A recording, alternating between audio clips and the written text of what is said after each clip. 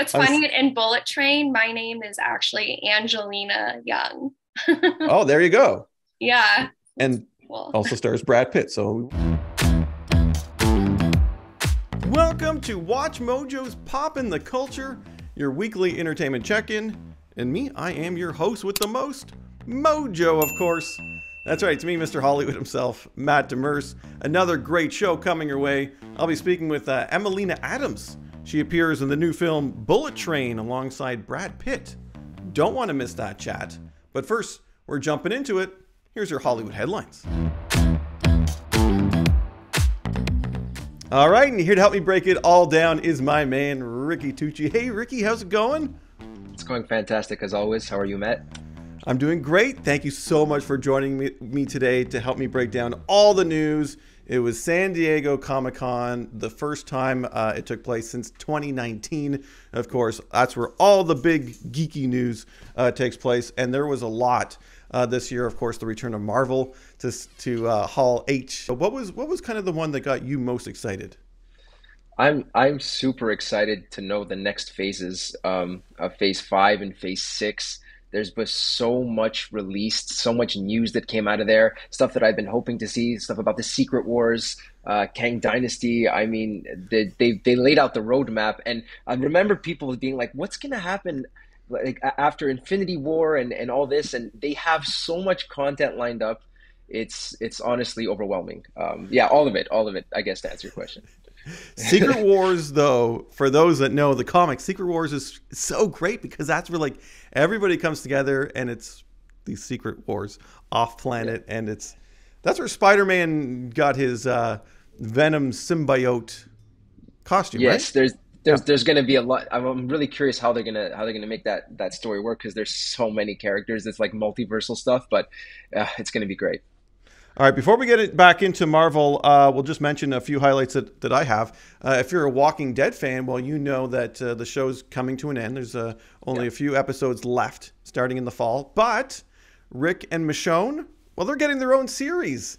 Yeah, it's going to be a limited series over there on AMC. So I think that's going to be pretty cool. I love those characters. So Walking Dead fans, the story will continue in that sense.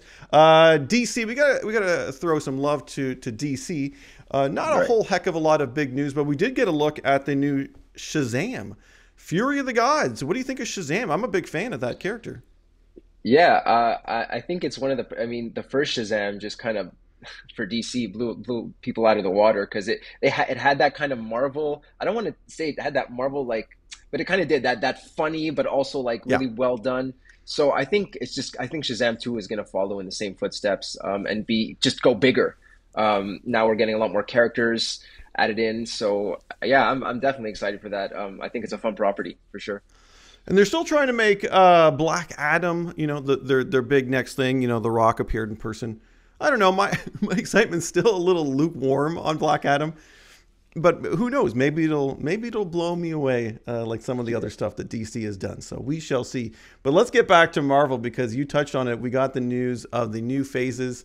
So phases 4 to 5 are going to be named the Multiverse Saga, which, Right. hello, we are in the multiverse now. And this year they've got Wakanda Forever coming out, which is going to be a big, big, big movie. Man, that I'm really looking forward to Wakanda Forever. Let's stay there because that's the big question on everyone's mind. How are they going to do this movie without Chadwick Boseman? That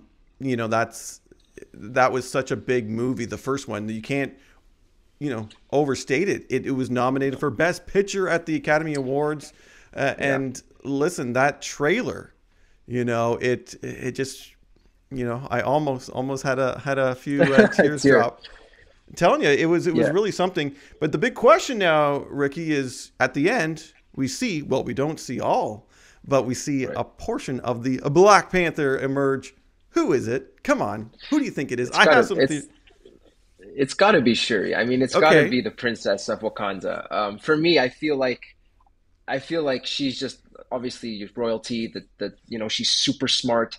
She's younger too, which I love that they're getting all these kind of like young Avengers with Spider-Man and Kamala Khan and all. So I feel like it's just a perfect fit for the rest of up until phase six, to have her step into these very, very big shoes to fill, which I have no doubt she will. And I'm sure they're going to handle his passing with a lot of care in the new film as well.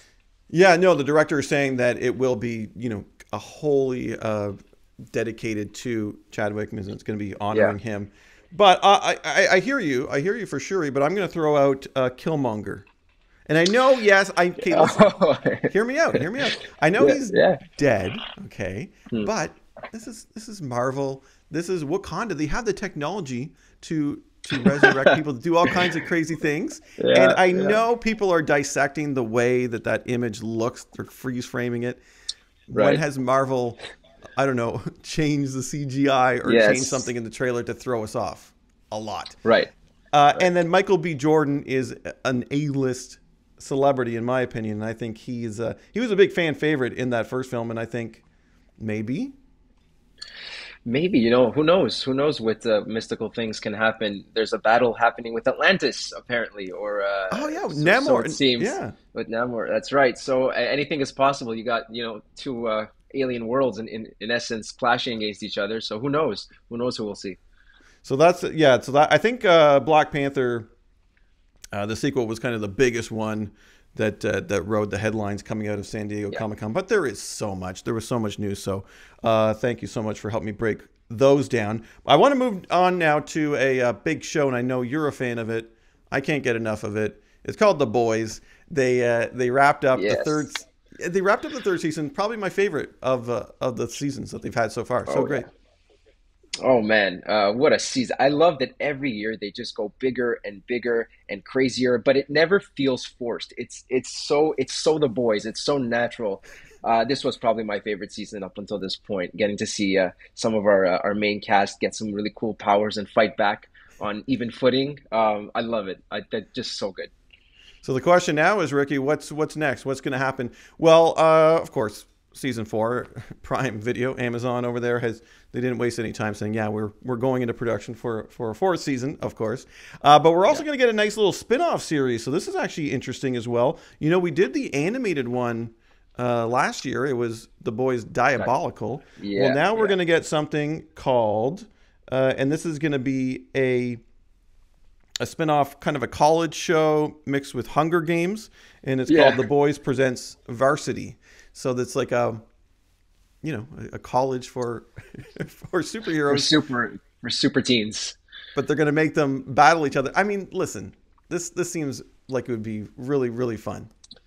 It's kind of like everything the culture has already produced, like this post-apocalyptic, like teenagers all out for each other, the superhero genre.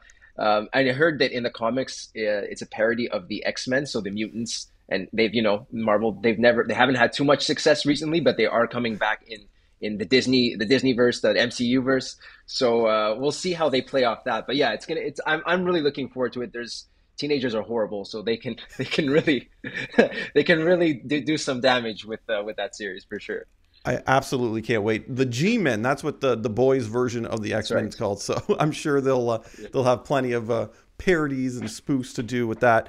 Going back to the main series, I mean, looking ahead, I don't know too much. I mean, obviously everything script-wise, plot-wise is being sealed tight. But we did see at the very end Homelander showing his true colors and getting that surprising reaction. So I think they're going to play with that. He's going to have a whole heck of a lot of followers. I love that character, Homelander. I was so glad he didn't die off because I'm like, I love to hate him so much. He's the perfect villain. He's the perfect villain.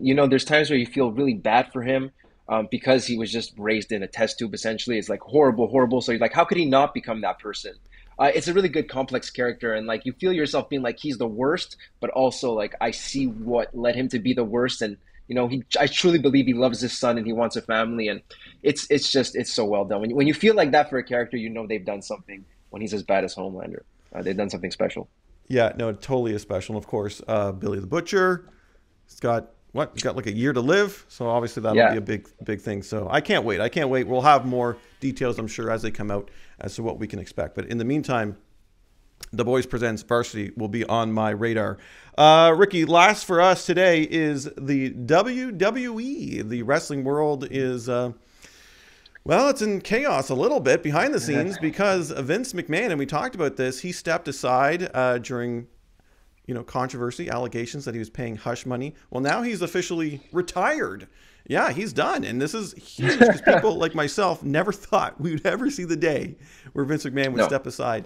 And whether he was forced to or whether it's on his own, he has stepped aside. So what's the news now? Well, Stephanie McMahon, his daughter, is now the co-CEO with Nick Khan, who's a big high executive over there. So they're sharing those duties. And also, this has kind of got people a little excited. Triple H, Hunter Hearst Helmsley, the wrestler turned agent, turned executive. Well, he's now head of creative. So I think that's going to be a good thing because I think, well, Vince was overseeing everything. Everything. So now, Yes. So now things could There's a little change. bit more, variety in the and I think for sure. And I think the process will be a little bit more lax. And the TV product, by the way, is going up to TV 14. It was PG, so we might see a little bit more. I don't know, for us adults, not so kiddie. What do you make of all this? Because the other thing that I just want to throw out quickly is that the WWE found that 14.6 million in payments were made by Vince, but they weren't recorded. So he was actually using company money to make those payments. The alleged hush money. What do you make of this? Look, honestly, it doesn't surprise me even a little. All of these guys are all of these older guys, these powerful men, they're all being shut down. I mean, look, it's been the trend in Hollywood for years now.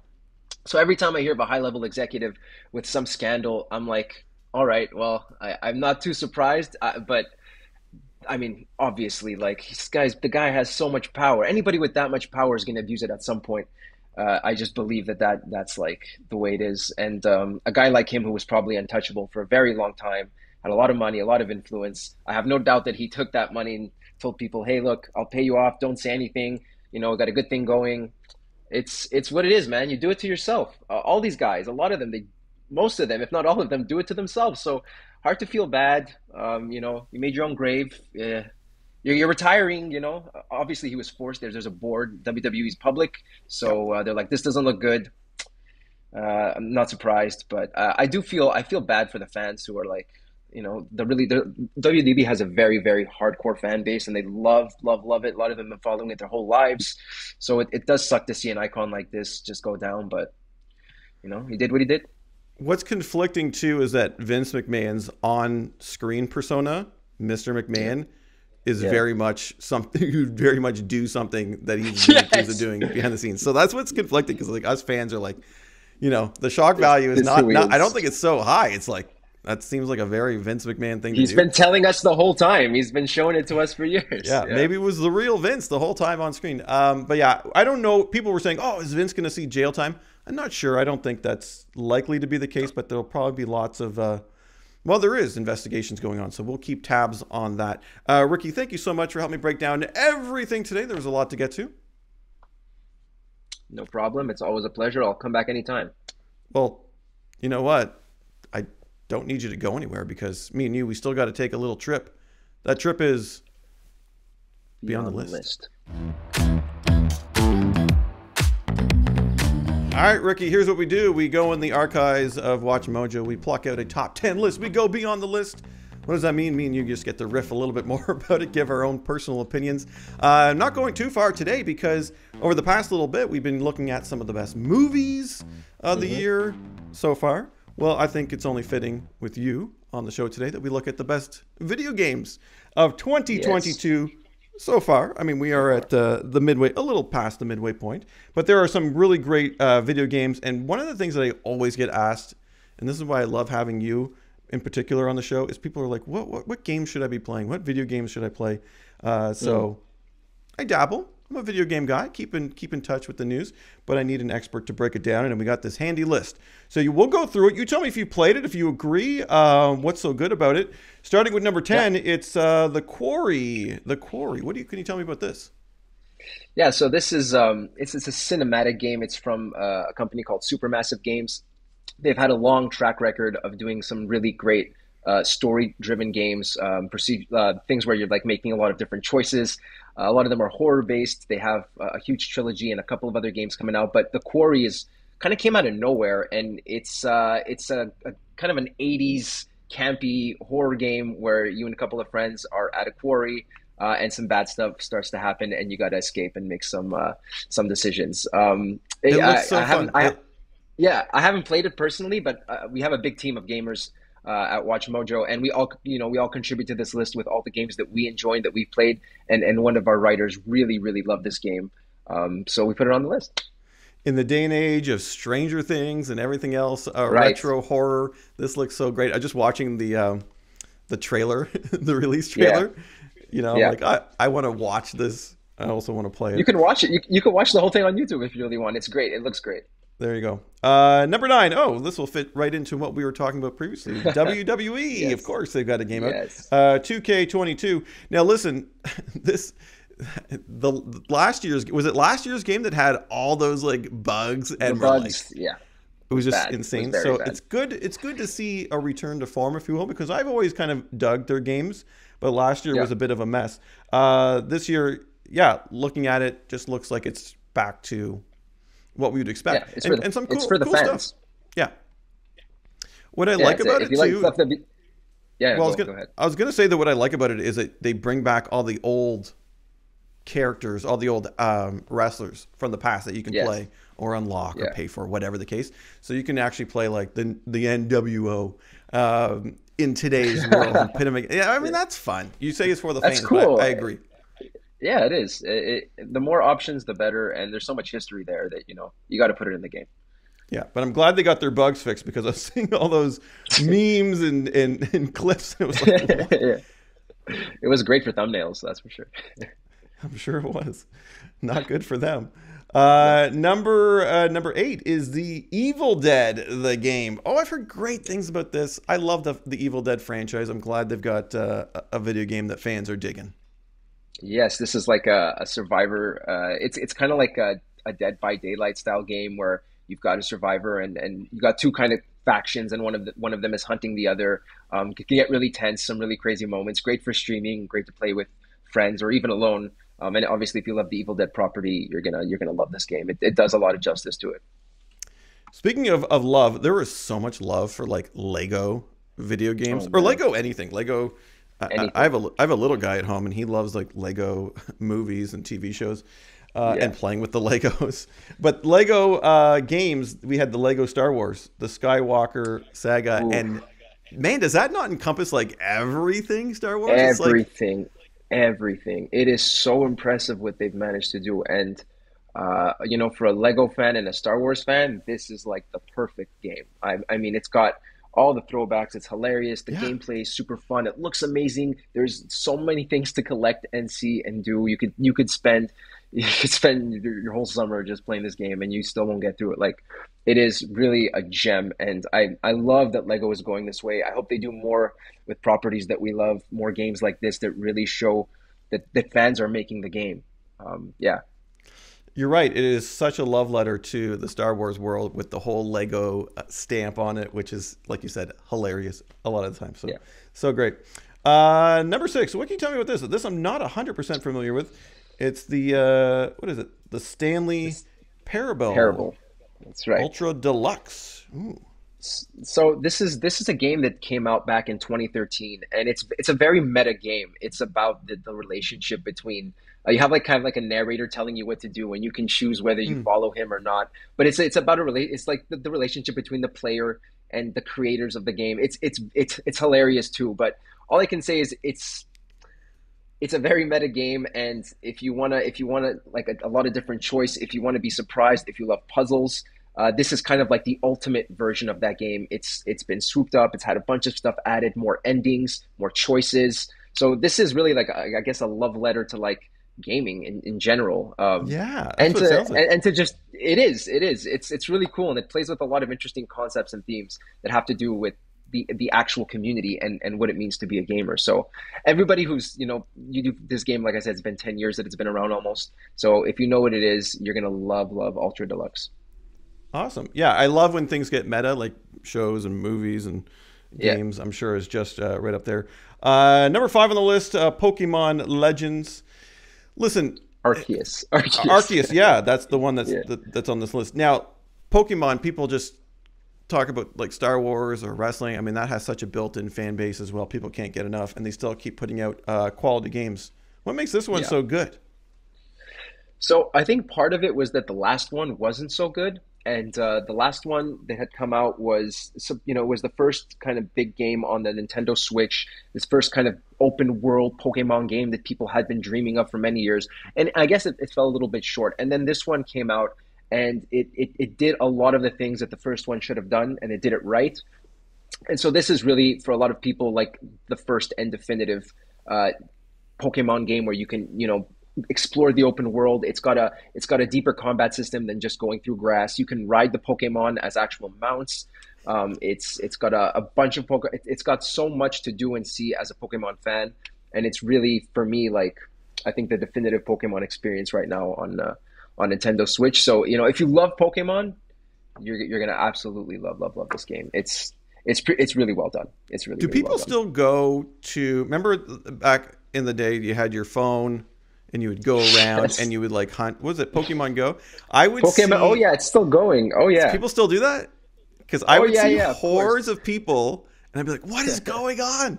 Is there like a That was me. celebrity in town? Like what's happening?" And I would go and everyone had their phone and the guy would be like, "Oh, we're just there's Pokemon here." I'd be like, "Oh, Summer of 2016. Summer of 2016 was the craziest summer. Yeah, everybody was out. People still do it. It's still a really popular game. It's just gotten better and better over the years. So Pokemon not going anywhere.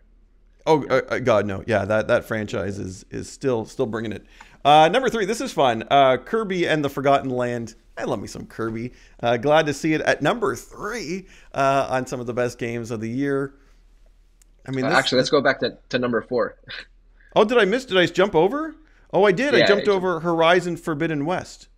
yeah. Oh, okay. We'll get Kirby. Hang on, we'll get to you. Tell me about Horizon Forbidden West.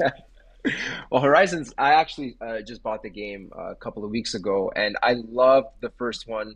I thought it was one of the best games I'd ever played at that time in 2017, and this one is just so much better. It is the perfect version of Horizon. If you don't know what it is, it's robot dinosaurs and in a massive dystopian open world with one of the greatest leads in a game ever, and also like a very very strong female lead named Aloy. Um, and the creativity that goes into this game, I mean, just seeing the machines, the designs of the machines, the story, the cinematics, the gameplay. It's your AAA. It's like a Marvel movie coming out. It's incredible. I highly recommend it to anybody who loves games, anybody who loves stories, anybody who loves adventure. Very very high praise from me. So go Awesome. for it. Wow. All right, let's go back to Kirby. Yes. Another amazing. My girlfriend's actually playing this one. She's sunk quite a couple of hours into it. But this is really the first. Again, there's a lot of firsts on this list, but the first Kirby game taking place in a big open world with lots of puzzles, things to explore. Traditionally, they've always been kind of like side scrollers, Yeah. or 2D games, and so this is really like that big breakout moment for Kirby. And I mean, it's adorable. Everything I see in that game just makes me want to like squeeze something. It's really clever. The puzzles are great. The power ups are great. It's really the game that he should have had, or Kirby should have had a very very long time ago. But it's Justice, here. And justice for Kirby. Justice for Kirby. yes, justice We've for got it. Kirby. Justice for Kirby. So yeah, we got it. And if anybody who's a Nintendo fan or a Mario fan or a Kirby fan, you got to get this game. You got to get Yeah, this that's game. what's fun too about a lot of Nintendo stuff is that it plays on like the nostalgia factor, right? For like the older Yes. crowd, you'll know some of these characters, and then of course they make it so accessible for anybody, the younger Yeah. players as well. Number two, Nobody Saves the World. I don't know anything about this, but the title makes me Yeah. interested. So this is also a game I hadn't really heard of or really played, but some people on our team really really enjoyed it, and it was important to us to not just put the big AAA Mhm. blockbuster games all at the top. We wanted to give some variety, and so this is kind of, I want to say, a bit more of like an indie game. Yeah. It's got this beautiful art style. The studio who's done this, Drinkbox Studios, they've had a bunch of really beautiful, successful games in the past, and so this one just kind of builds on previous games. It's got these dungeons, some great enemy design. It's funny, but the real kick is the battle system. You basically have to use a bunch of different forms. You can basically morph your character to be a bunch of different things, and you use these creative kind of forms to make combos and solve puzzles. It's definitely a game where you're gonna be paying attention. You're gonna be trying to mix things up. If you enjoy RPGs, if you enjoy cartoons, if you enjoy the wacky humor and just gorgeous graphics, definitely check this game out. Amazing. Okay. Honorable mentions. There were so many. We had to throw some honorable mentions. Watch Mojo did. Dying Light 2, Stay Human. Yeah, I've been playing this one too. Really fun game, open world zombie game, first person. If you love zombies, if you're a fan of The Walking Dead, you're gonna absolutely love this game. A little bit buggy, but I think they're ironing it out now. It's been out for a little while, so I think it's safe to play. Martha is Dead. This is another one that made the honorable mentions. Disturbing, Never. haunting. Yeah. I guess it's all there. Creepy game. I haven't played it, but I've heard some good things about it. Yeah, if you like dead people, Martha's Dead. People, I'll tell you what, people do really love their horror games, right? It's so good. It's so immersive. I mean, it is. It's good. Well, here you go. Speaking of which, Nightmare Reaper. Yes, boomer shooter. If you like games like Doom, where big explosions and crazy guns and monsters, well, there you go. Nightmare Reaper. And then they have something called Triangle Strategy. Triangles. This game has gotten a lot of streamers. It's a game from Square Enix, and it's like a. I haven't played it, but it looks a bit like a Final Fantasy game. It's a battle. Okay. It's a strategy game. It's a strategy game, and you just kind of like proceed. Yeah, you just kind of go through the motion and you fight people. I've heard a lot of good things, but usually not my jam. These kind of games, but yeah. A lot of people really enjoying this, especially if you're into JRPGs and things like that. Awesome. Well, number one, people watching probably could have guessed it was coming if we hadn't mentioned it yet. Yeah. It's Elden Ring. Of course, Elden Ring is riding a wave of just insanity. People are loving it. And what hasn't been said about this game, Ricky? That it's so great. I mean, yeah, I've got every achievement in this game. I spent over 200 hours with this game. From this studio, From Software, it's the pinnacle of everything they've been doing over these past years. But it is a game that it challenges you in every respect. It forces you. It awes you. It scares you. It's a masterpiece. It's for me. It's the game of the year. I know the year is still young. There's God of War coming out, which I'm sure is going to be insanely good. But Elden Ring really broke some barriers in terms of the way Breath of the Wild did back in 2017 when that came out. Yeah, and it just looks great too, doesn't it? It's like the style. It's like Guillermo del Toro. It's like this horror fun. setting. It's super iconic. Everybody should be playing Elden Ring. Even if you don't like hard games, force yourself. You'll enjoy it. Absolutely. It'll be worth it. No lies detected. Ricky, thank you so much once again for joining me here on Pop in the Culture. Always a blast to have you here. Yes, sir. Yes, sir. And like I said, I'll be back anytime, man. Oh, we will have you back. Don't worry. But first, everybody, get ready. It is time for our Mojo Chat of the week. All right, she's a model. She's an actress. She's got some exciting new projects on the way. And I'm excited to chat with Emelina Adams. Hey, Emelina, how's it going? Hi, I'm doing really well. Thank you. How are you? I'm doing fantastic. I'm excited to chat with you because there's a movie that you're appearing in, and I've seen the adverts for it, and I cannot wait to check it out. It looks like this really great summer action blockbuster popcorn film.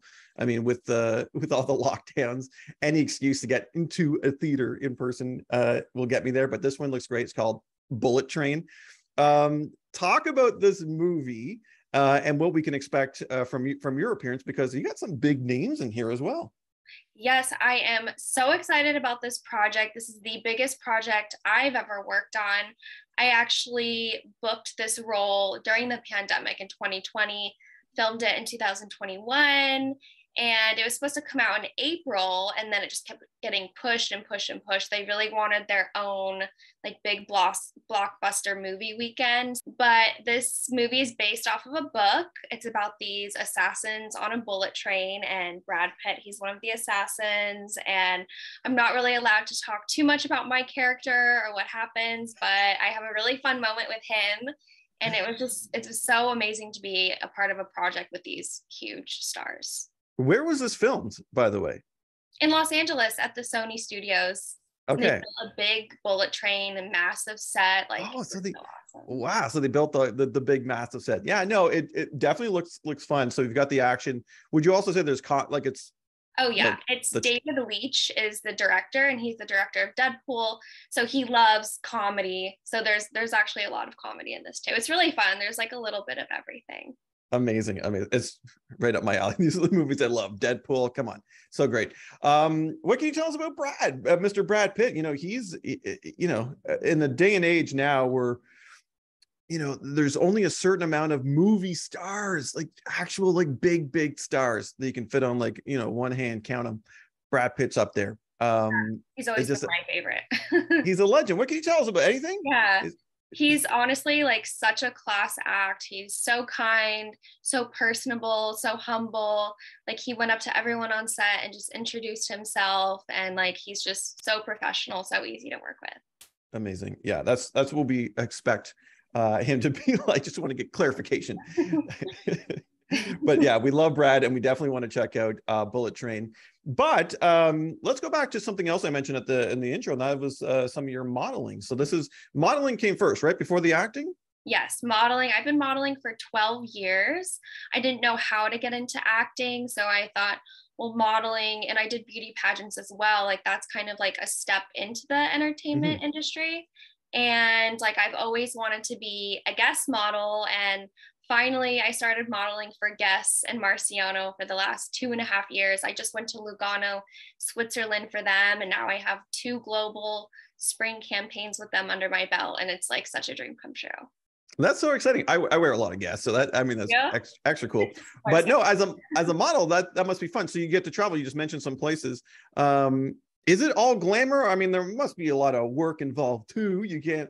Oh, yeah. You don't want to mess up those shoots, but there must be a glamorous side to the modeling world.